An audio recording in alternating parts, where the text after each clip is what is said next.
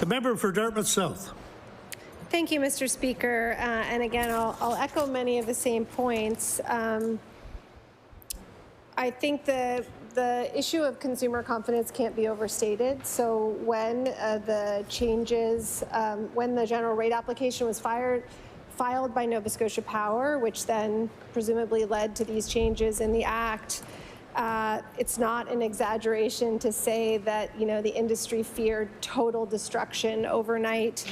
We also spoke with solar consumers and installers who expressed those sentiments. But even prior to that, we were speaking with installers in the fall who were speaking about lengthy delays with Nova Scotia Power and challenges facing the industry already. And there had been a feeling leading up to that general rate application, in fact, that there was sort of a go slow on net metering approvals.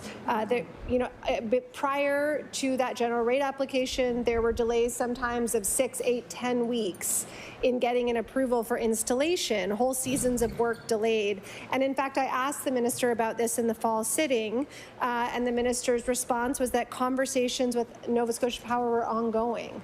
And we've also canvassed, you know, the content and existence of those conversations in the House this session.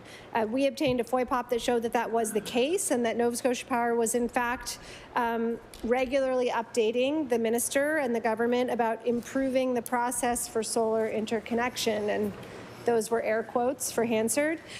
So we were surprised to hear that Natural Resources and Renewables then said when that general rate application was filed that they had no idea that a system access fee for solar net metering was coming. That sort of strains our power of imagination. I mean, it's possible, but if it's true, it certainly casts Nova Scotia Power in a somewhat nefarious light. And if it's not true, that's a problem. But if there had been conversations about the desire to impose this system access charge and the net metering, it was also clear that Nova Scotia Power was not swayed by any arguments that the government may have put forward contrary to that initiative. And so the general rate application was filed. The impact on the industry was immediate and could have, as I said, been devastating. Those charges would have imposed a fee of $960 on an average 10 kilowatt system.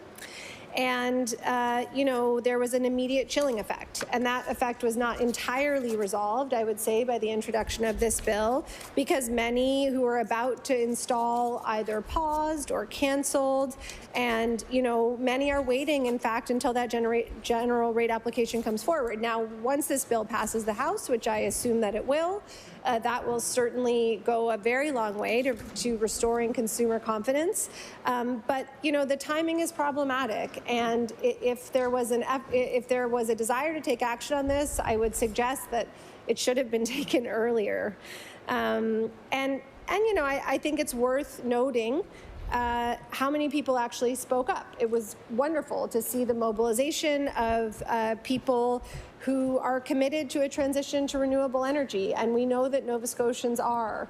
I was really struck recently in committee when one of the staff members of the Department of Environment and Climate Change said, you know, we have the highest heat pump uptake I think in the country, and one of the reasons, and our costs are low, and one of the reasons is that nobody has to advertise, because Nova Scotians want to do it. They want to do the right thing. They want to take advantage of the rebates, and so we saw that. I think we saw that with the outroar, the uproar over the general rate application and what this net metering would have done. And so the government's action, having said all of that, with this legislation is welcome, and we certainly will support that aspect of the bill. We also do, though, need to note, as my colleague did, the small percentage of Nova Scotians who currently use solar and the lack of impact that this bill has on on power rates or, in fact, people's power bills for 95% of Nova Scotians. This suite of legislation, this one and the next one that we'll be discussing, were introduced as a response, if you will, to the general rate application that was put forward by Nova Scotia Power, but there is a lot that is not responded to. And so with those few words, I will take my seat for a moment until we come back to the next bill. Thank you, Mr. Speaker.